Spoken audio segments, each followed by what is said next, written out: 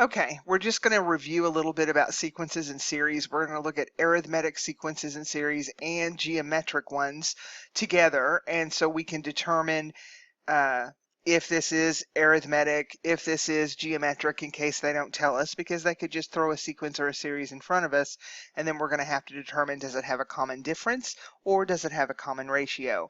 And we haven't really brought variables into play very much as far as being part of our sequence, so we're going to look at a couple of examples that might involve x or k or something else. So here we have 4 different sequences. Are they arithmetic? Are they geometric? Well, we need to take a second term and divide it by the first term. So we're going to take 4 and divide it by 1. So that difference is 3.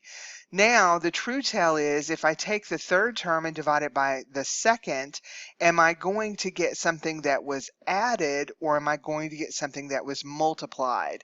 If it was added, then the difference again should just be 3, and that would be an arithmetic sequence. So 7 minus 4 is 3, 10 minus 7 is 3, 13 minus 10 is 3.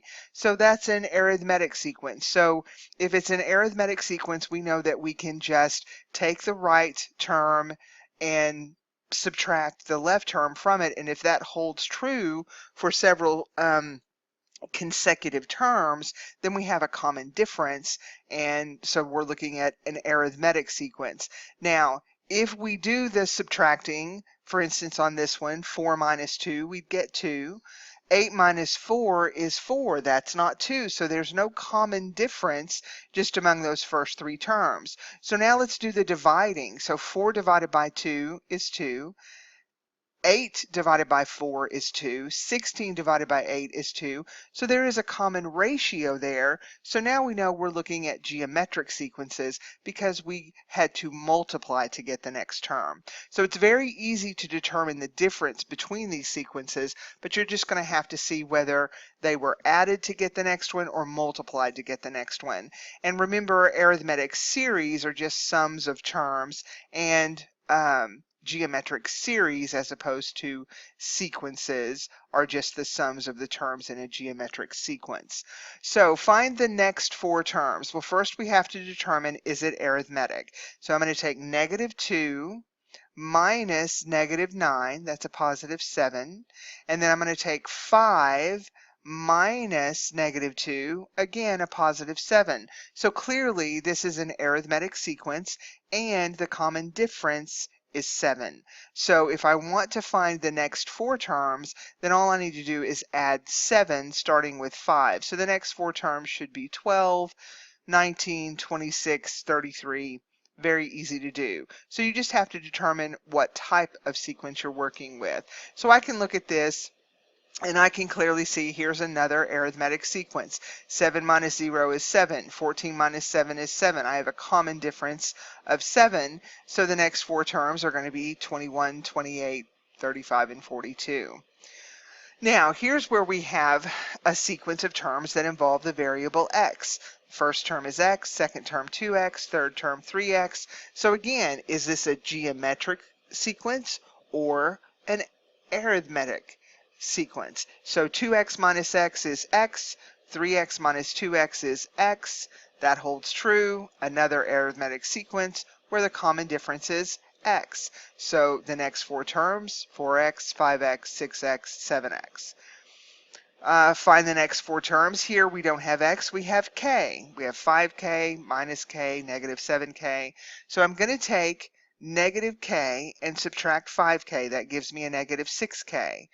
Negative 7k minus negative k, again, gives me negative 6k. I have another arithmetic sequence with a common difference of negative 6k. And the next terms are just adding negative 6 to negative 7k, and there are the next 4 terms in this arithmetic sequence. Now, these are geometric. So we want to find the next 3 terms, so we have to find the common ratio. So now we don't subtract, we divide. 3 divided by 2 and 9 halves divided by 3 will give me the common ratio, which is 3 halves. So the common ratio is 3 halves. And so that gets multiplied by every prior term. So 9 halves times 3 halves, and then times 3 halves again, and then times 3 halves again, because it's a times, and then the next one is a times r squared, and so forth. So then we can generate the next 3 terms, as you see here in this geometric sequence. So they give us a, they give us r, and they tell us to find the 9th term. Well, we know how to do that. So we have the first term is 1/2. We know that the nth term here, a sub n, we'll just call x, and they want the 9th term, or a sub 9. So here's the formula for any geometric sequence. We know that a sub 1 is 1/2, and we know that r is 2/3. So we're just going to plug that in where n equals 9, and we find that the 9th term is 128/6561. Here it says find the 9th term for this geometric sequence, but it gives us a. We clearly see a is the square roots of 2, but we don't know what r is. And that's easy to find. It's 2 divided by the square roots of 2. We could also find it by 2 square roots of 2 divided by 2. So r is the square roots of 2. And if we want the 9th term, that's a sub 9.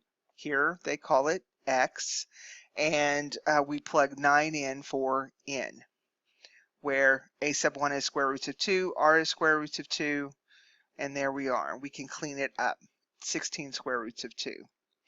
Now here are some sums. I just want to practice iterating, starting where they tell me to start. We almost always start at 1, but we don't have to start at 1.